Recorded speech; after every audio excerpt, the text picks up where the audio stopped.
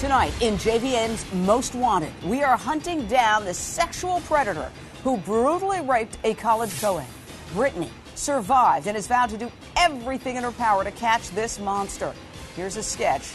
Cops believe this man crept into Brittany Stathers' off-campus apartment near Vincennes University in Indiana through an unlocked sliding door just before dawn. The brazen intruder slipped past Brittany's female friend. She was sleeping on the couch. And then this man viciously beat, raped, and even photographed Brittany as she fought for her life. When Brittany asked why me, the attacker said, "You're quiet and small, and I like small and quiet." Photos show Brittany nearly a month after the assault. Look at this. Still badly bruised and recovering from her severe injuries. Joining me now in a national exclusive is this brave young woman, Brittany, and her mom. Thank you both for joining me tonight. I know it's extremely difficult to relive those moments that occurred more than 3 years ago, but it's important because we want to bring this predator to justice. Brittany, reading about your case, I understand that this nightmare lasted more than an hour. I love when you said, well, I'm alive, and so I'm here, and I want to win, and we want to help you win against this monster. Can you tell us in your own words what you remember about that horrific event? I remember everything. I just remember waking up to noise and seeing a figure right at the end of my bed. And he would sit down right beside me and put his hand high up on me and made me ask questions. And I told him to leave, and he wouldn't. And he grabbed my cell phone at one point in time, and that's how we determined the time, too, is that in the very beginning, he said that he had a ride, and but he needed my phone to use the number, but he couldn't push the numbers because of his gloves.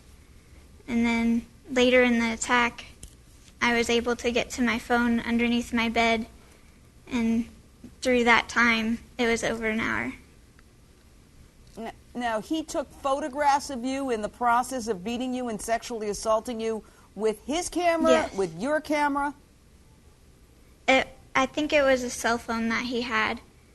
It had a flash on it, and he did show me one photo that he took of me, and he said it was a bad photo, and he beat me for it. He would choke me until I'd pass out several times. Oh, this is a horrifying story, and I've got to tell you that I applaud your courage in speaking about it. I know it's difficult, but it's a very important thing that you're doing tonight. Cops don't believe this was a random attack. Listen to what the lead investigator told our affiliate, WXIN. Again, there were specifics of the crime that lead us to believe the person knew both ladies, even though he may have mixed up some of the name information as to who was who. Now, investigative reporter John Lieberman, HLN contributor, you brought this case to our attention. We thank you for that.